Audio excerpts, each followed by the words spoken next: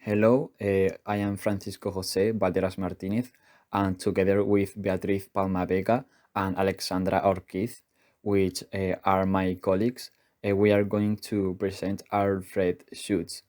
We are from the University Pablo de Olavide, and our lecturer is María José del Pin Espejo.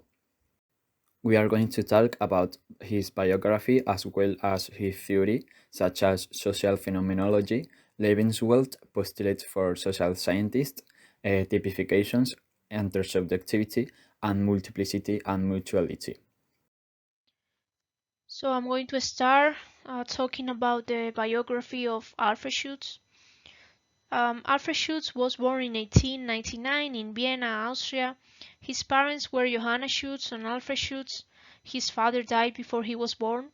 2 years after his father's death, Johanna married her husband's brother, Otto, who acted as a father to Alfred throughout his life. His mother never informed Alfred that his biological father died before his birth. Alfred discovered this fact when he applied in Vienna to join the military at age 17. He was not angry with his mother. In fact, the discovery of this true parentage augmented his love for Otto. At Alfred's request, Otto adopted him legally as his son in 1920. His mother supervised his education, fostering in him a deep and lifelong love for music through piano lessons. He didn't like the school regulations at the Austrian gymnasium where he studied under the Habsburg monarchy, because students up to the age of 18 years who engaged in any kind of political discussion were threatened with immediate expulsion. He passed through an adolescent crisis in which he entertained thoughts of suicide, so he joined the army in the First World War in order to be killed, even though he could have been exempted from military service because of a chronic ear inflammation he suffered. Finally, he survived. Schutz studied under the Faculty of Law and Social Science at the University of Vienna and at the Business School of the Institute for International Trade. He continued postgraduate research in the fields of international law, sociology, economics, and philosophy. He was part of the Mises cycle. This seminar was truly interdisciplinary in character, with seminar members regularly presenting in areas other than their own discipline. He met his wife Ilseheim in 1920 and they got married 6 years later. They had 2 children. She said about him, "He could love so deeply as few other human beings could love, but not only in his heart and soul, he could also say it and express it in words, what I rarely could. There was rarely a day when he didn't tell me I was the only woman he ever could live with. For him, I was high on a pedestal from the beginning to the end. His last words before he died were, 'Even now, you are wonderful.'" So he behaved in the same way with the rest of his family and with his friends. He liked to express his love for them, which was a strange thing at the time, and we can say that nowadays too. Um, Ilse helped him type in his manuscripts and letters. Nearly all his life, Schutz held a full-time position with a banking firm that intensified the challenges of his scholarly work. By day he was an executive and by night he was a phenomenologist. He was working in a bank over 17 years in Austria and since 1939 in the United States. But he was Jewish. So even though he defended his country in the First World War, when the Anschluss happened, he he led his country. In this case, he wasn't in at that time in Austria. He was in a business trip and he was in France. So he was apart from his family. He suffered a lot, and he had a depression. His family lied him, saying everything was good and fine, but he knew that wasn't true. he went to USA with his family. Um, they were able to escape from Austria, from Hitler, and he helped many other friends to escape from Austria. Schutz continued working in a bank in USA, but he started working at the new School for Social Research. Schutz's activity level at this institution grew exponentially in the years 1952 to 1956. Formerly, he was a visiting professor in the Department of Sociology, but he was appointed a full professor in both the departments of sociology and philosophy. His main influences were the Austrian School of Economics, Max Weber, and Husserl's phenomenology. The last years of his life, Schutz had difficulties of publishing in the United States. He even planned his sabbatical in Europe, since it seemed uh, hopeless to him to find a publisher in USA. He died when he was 59, maybe because of his lifestyle. He was working all day. His main publications were the Phenomenology of Social Work, collected papers, The Stranger, and on multiple realities. But we have to say that he worked on many different topics, like music or literature, which were his passions since he was a teenager. Oh, like my friend said, Alfred Schutz was heavily inspired by the phenomenology, and that is the study of lived experience. And it was a break from the Cartesian system where there was a clear distinction between the other real reality and the individual's experience of reality. So for Cartesian, other reality is a separate and distinct entity that can only be understood in a rational terms through cognitive process of deduction. It is very academic approach, very logical way. Our emotions, feelings, imperfections of our senses are just distractions from the true meaning of this outside world. And to say it differently, a world outside of our mind has a meaning, and we interpret that meaning imperfectly. So phenomenology, on the other hand, seeks to understand the outside world as it is interpreted by and through human consciousness. It suggests that meaning only really comes into existence in relationship with our own senses and our own emotions and our own consciousness. Our interpretation of what the world around us is actually a part of what this world actually means.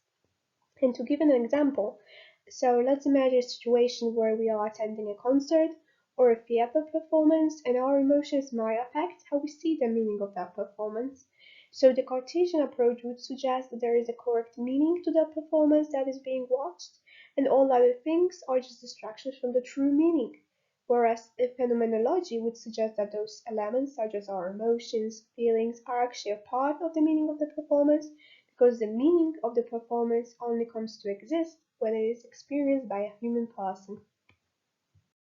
The other concept of phenomenology that I also find interesting is how they interpret time, and it was actually later developed by the Heidegger, who used the term the same, which we could translate into being there or existence, and he uses this term to talk about a particular moment of consciousness and how the consciousness affects our interpretation of the world around us. So time, we can measure time by using those created concepts that 1 hour is 60 minutes, 1 minute is 60 seconds, and so on and on. However, how we actually experience that time can be very different. This is typical to say, oh, the time flew by, or the time was dragging. And again, that experience of time will be a phenomenological approach. And I wanted to illustrate that with an example that I found on the internet with the movie Dunkirk. So the movie Dunkirk is a film happening during the evacuation from the Dunkirk beach during the Second World War, while the Nazis are approaching. So the movie follows three storylines from three different group of characters and also three different conceptions of time. One from the mall, the beach for a week, the sea for 1 day, and the air for 1 hour. So this one storyline follows a group of soldiers as they wait to be evacuated from the beaches. Another follows three civilians as they sail across the English Channel as they attempt to pick up some soldiers and take them back to safety. And the first storyline follows a pilot as he flies across the beat to beat off some enemy and rescue soldiers in that way. So the narrative drive of the film therefore revolves around this tension of us finding out whether the soldiers will actually be rescued before the enemy arrives. So, however, for those three groups of people, what constitutes a long time or short time varies greatly. So, for those at the beach, we first meet them with a week to go, and that may seem like a long time. However, once we took into account how many soldiers are on the beach, a week suddenly doesn't seem all that long. Uh, on the other hand, the pilot only has 1 hour to get from Britain across the beaches at Dunkirk to fight off the Nazis' aircraft. So, how this movie works with a phenomenology of time is by stretching or condensing it to stick across the same length of the film. So, for us, in our experience of watching the film, the week in which we see the soldiers waiting on the beach and the hour are experienced as the same amount of time, and although they differ greatly, they phenomenologically feel like a similar amount of time. And while we know that the Nazis are the real enemy during the Second World War, in this movie we don't actually see them. We could say they are faceless. So, and the real villain is this time and race against the clock. And one quote that I found that would be fitting with that approach of time is that rather than suggesting that time only gains meaning with us when we are measuring it, and when we actually uh, suggest the experience of time only gains meaning once we actually know what we're set against. And social phenomenology is an approach within the field of sociology that aims to reveal what role human awareness plays in the production of social action, social situations, and social words. And Alfred Schutz was the one who related phenomenology to social sciences. Schutz suggested that it is subjective meaning that gives rise to an apparently objective social world. He argued that people depend upon language and the stock of knowledge they have accumulated to enable social interactions, and social interactions require that individuals characterize others in their world, and their stock of knowledge help them with this task. The central task in social phenomenology is to explain the interactions that take place during human action and reality construction. The phenomenologists seek to answer questions about relationships between action, situation, and reality. And some important questions of the social phenomenology are: what does social world mean for each person? What does our action actually mean? Why does the meaning differ from one person to another? And how experience is socially constructed and classified? To answer these questions, Alfred Schutz used phenomenology and applied it to the social world. He was concerned with the way in which people grasped consciousness. He attempts to understand the world from the perspective of an ordinary person. Social phenomenology believes that how people classify and attach meaning to the outside world is not a purely individual process. Our actions consist of establishing or interpreting meanings. Reality is socially constructed by knowledge. Social reality is not a social fact in its own right. It is produced and communicated in its meaning derived through a system of communication. Everyday life is interpreted through a stock of knowledge, meanings, categories, constructs, objects of the world, accessible to people but they mean differently to one another. Like my colleague said before me, Schultz himself was a trained pianist and widely read musicologist who integrated his phenomenology with his understanding of music. Music, differing from language in being non-representative, lends itself to phenomenological analysis in the meaning it carries beyond its mere physical nature as sound waves and its character as an ideal object that must be constituted through its unfolding stages. Further, music is bound to inner temporality and its themes, even though their note sequences are the same. They vary according to context, require reflection for their recognition, and emerge through an interplay between musical elements and their listening attention and interest. Schutz found music instructive in regard to social relationships prior to any communication. Parties to musical performances establish a non-linguistic, non-conceptual, mutual tuning in relationship. And this tuning in relationship, this sharing of another exchange of experience in inner time, already described in his phenomenology, is very clearly exhibited whenever a listener to a musical performance participates in the composer's stream of consciousness or when co-performers direct themselves to each other, the composer, and the audience. And continuing the theme of music, in another essay, Alfred Schutz depicts Mozart as a social scientist, presenting a succession of situations that different characters interpret, and Schutz showed how orchestral representation of characters and their moods in melody made possible a simultaneity of fluxes of inner time that the non-operatic nor musical dramatist could only unfold successfully. So Mozart conveyed in music, and better than most philosophers in their own medium, how human beings meet each other as a we. So Schutz has clearly seen that the passive associations of listening differ from those of sight, and that listening does not identify numerically distinct items but produces an illusion of identification.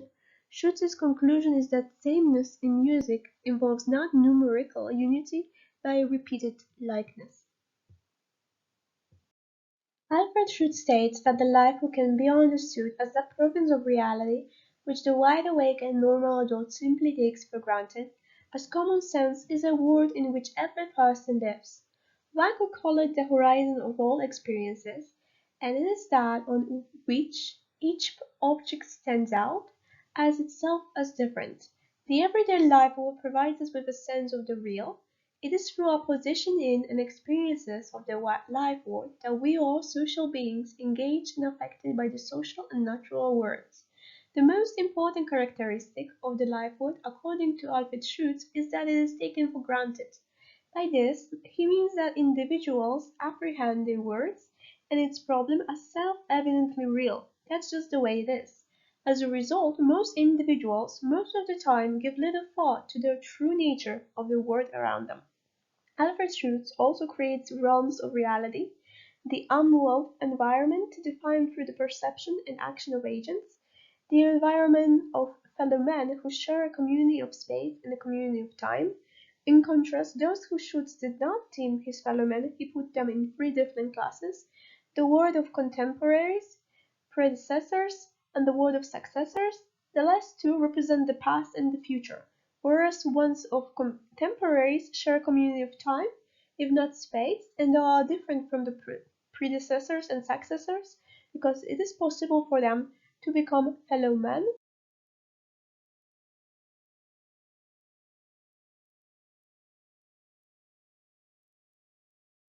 Individual being born is not doomed to discover reality from basis. Alfred Schutz said that the basis for all interpretations is our own resources or those provided to us by our parents or teachers. And this body of knowledge acquired from others acts as template to which you can apply your own observations.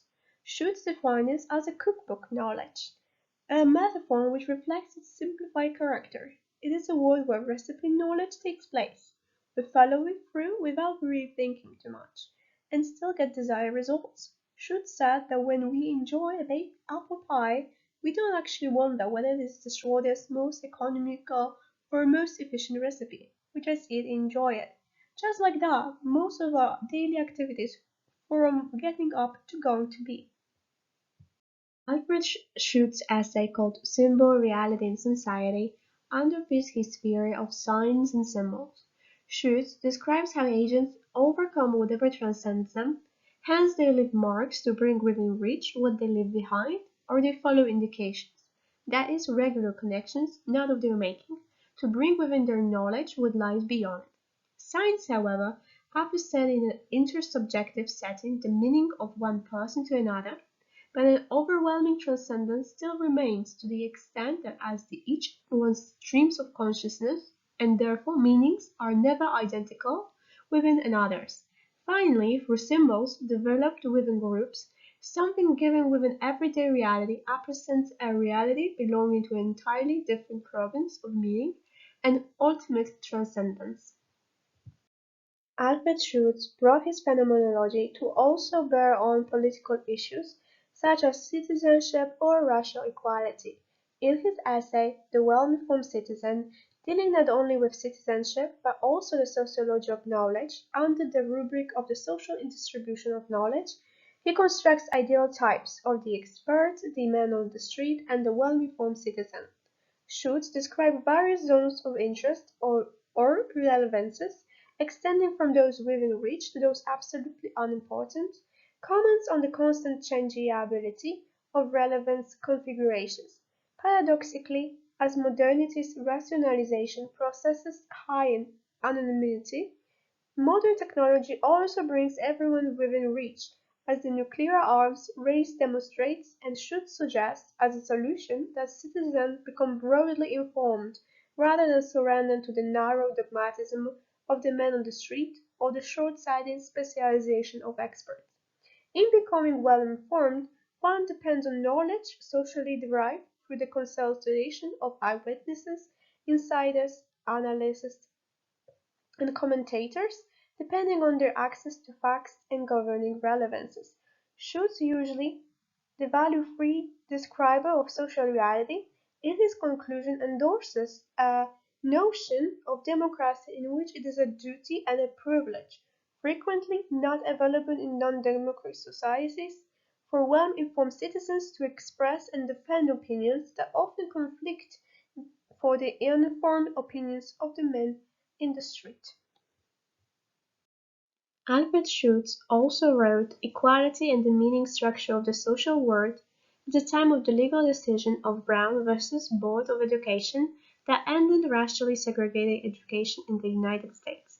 It was the landmark decision by the U.S. Supreme Court which ruled that U.S. state laws establishing racial segregation in public schools are unconstitutional. Schutz explained how the meaning of the term equality depends on the domain of relevance to which it is applicable to, and he conceives interpretation in terms of groups rather than individuals.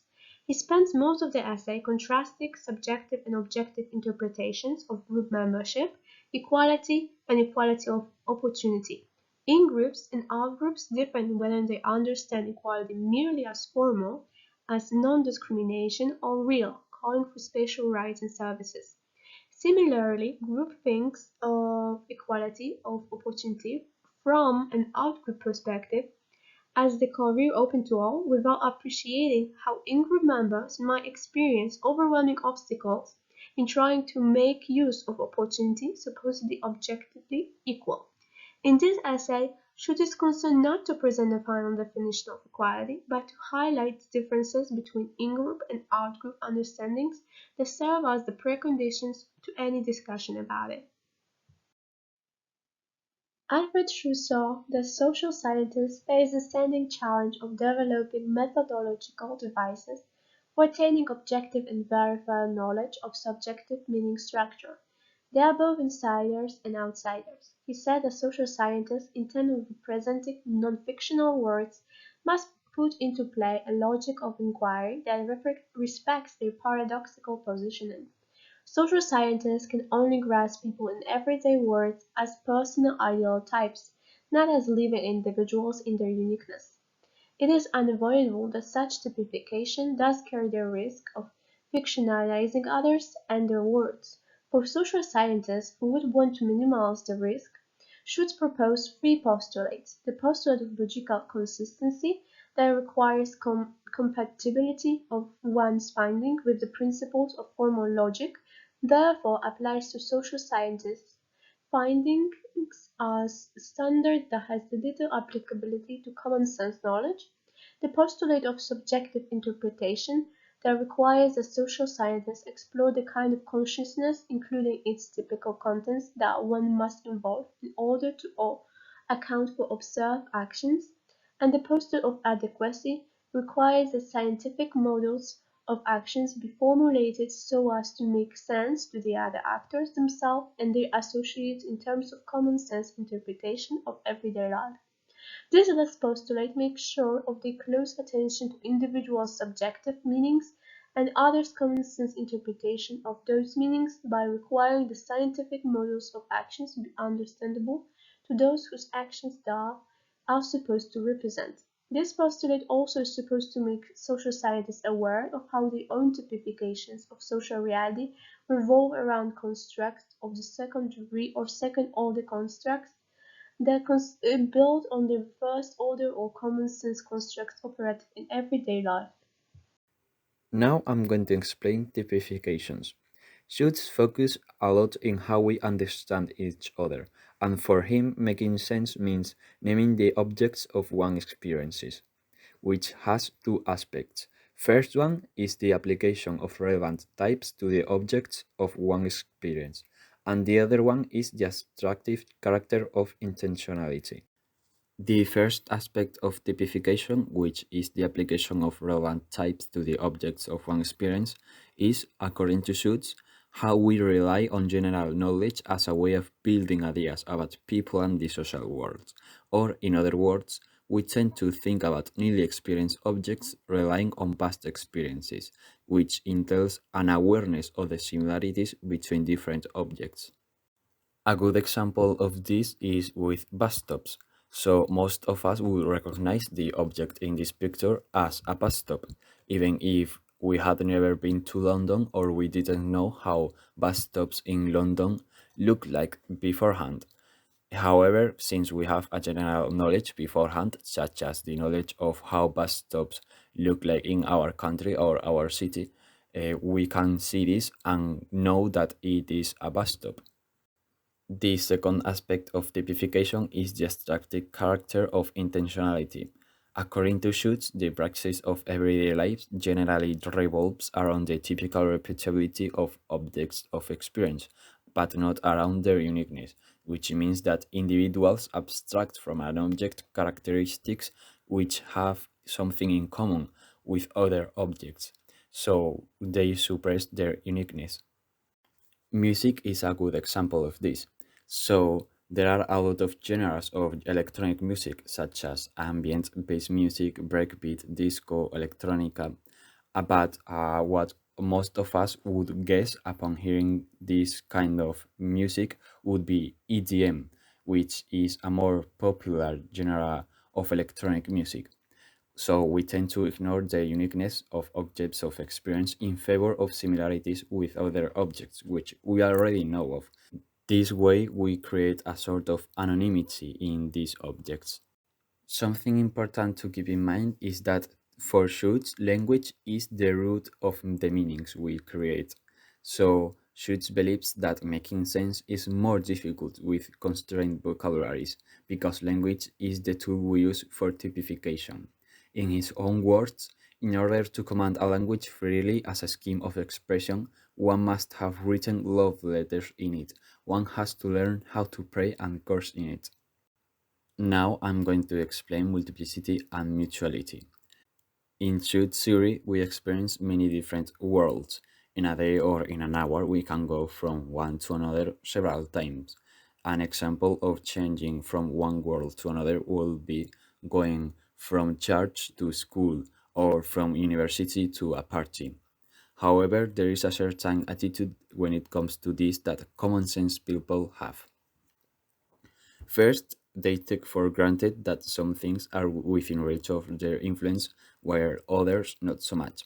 So, for example, we take for granted that our ancestors have an influence on us, or that the people around us have some influence on us.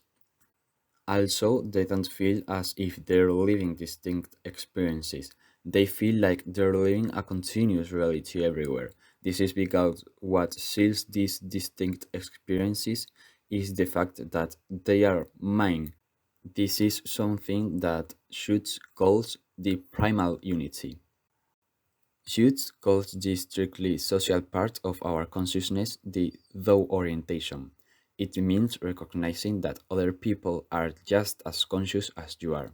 However, it might not be reciprocal.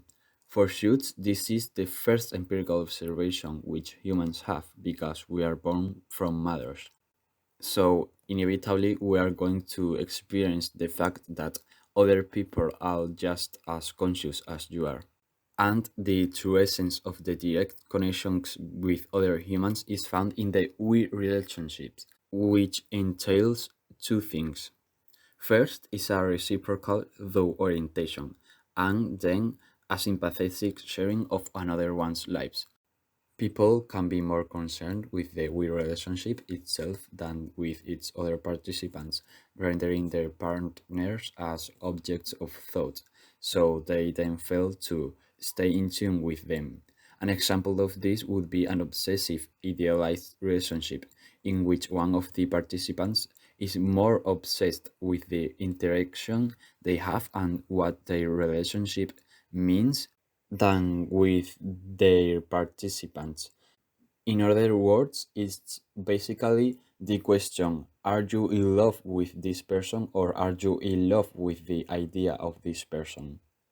There is a phenomenon which Schutz describes that happens because of the we relationship.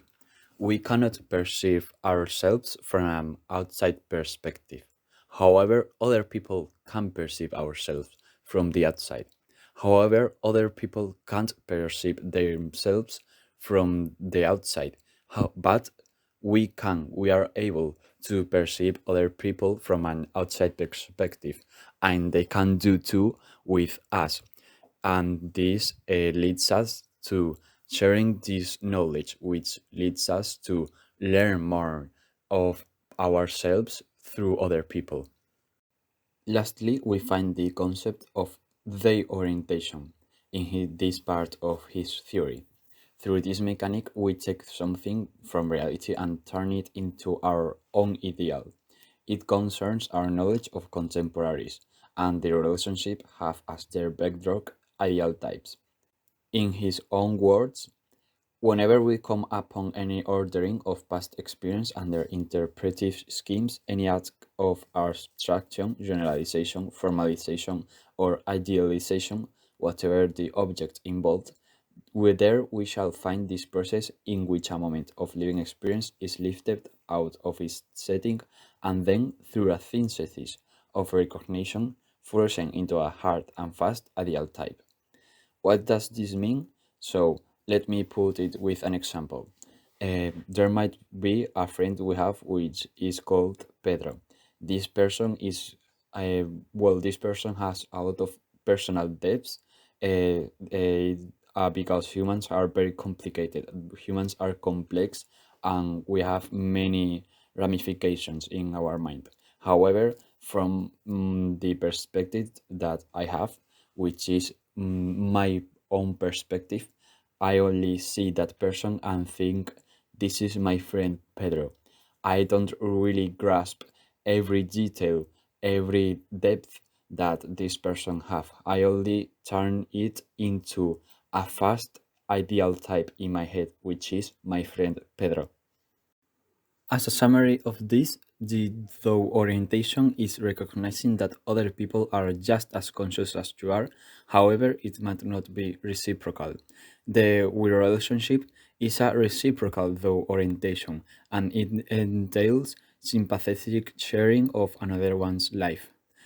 And lastly, we have the orientation, which concerns our knowledge of contemporaries, and they have as their bedrock ideal types. Now I'm going to explain intersubjectivity in Schutz's theory. Schutz tries to comprehend how individuals are able to understand one another. That's why so much of his theory revolves around intersubjectivity, which is the commonalities that our interpretations and perception have with the interpretations and perception of other people. Our interpretations come from our stock of knowledge, something which we have beforehand, and which includes a multiplicity of meanings established by predecessors, contemporaries, consociates, and by ourselves. And then they also come from language. So we live inescapably in a shared world of interpretation. In his words, my experience of the world justifies and corrects itself by the experience of the others with whom I am interrelated by common knowledge, common work, and common suffering. At the same time, we take for granted being capable of understanding the people around us. We only have our own experience as a point of access to another one's experience, which is at best a good guess but nevertheless an assumption. We can never be completely sure if the assumption that we are making is correct because we can't put ourselves in the perspective of others. We can't really get inside their mind. We can only understand the actions of others by imagining ourselves performing such acts with the same motives. And to understand each other, there must be a reciprocity of perspectives, something that doesn't happen every time. These realities often leave us confused and unable to understand others with vastly different intents and thought processes. An extreme example of failure to understand another one's perspective comes with serial killers. Serial killers have very different mentalities and intents than most of the population, so it's hard to sympathize with them because we try to put ourselves in their perspective without taking into account that they have some feelings and some characteristics which we can't really grasp. So, for example, a lot of serial killers are sociopaths or psychopaths, and those are experiences which we don't really grasp because we don't really know what it is like to have them. We also find it easier to understand types of people as opposed to individual personalized realities. So, for example, let's say we see some Catholics attending a mass. We find it easier to understand it. They follow unique rituals, they wear a certain type of clothing, they partake in a certain type of event, but we can grasp the concept without much thought. However, we often find ourselves having difficulties to understand a biographically situated partner in a weird relationship. Let's say our partner in a loving relationship says, I think we need some time apart. We will probably find ourselves confused and needing some explanations. When a person we are well tuned to deviates from common behavior, it becomes harder to understand their point of view than with a type of person. In order to avoid this, we must set aside our ego and adopt the other's point of view to grasp what they meant. Schutz discusses the constitution of social system between the madman's war and the war of common sense in his paper Don Quixote and the Prime of Reality. In this paper, Schutz does not only describe the structure and processes that constitute a social system, but also the conditions under which social reality is established in terms of intersubjectivity. The theory of multiple realities vis-à-vis a shared social reality based on the experience of intersubjectivity is the starting point for Schutz's analysis of Cervantes' novel. Within this frame of reference, Don Quixote is living in his private subworld of chivalry, and Sancho Panza lives in his paramount reality of common sense.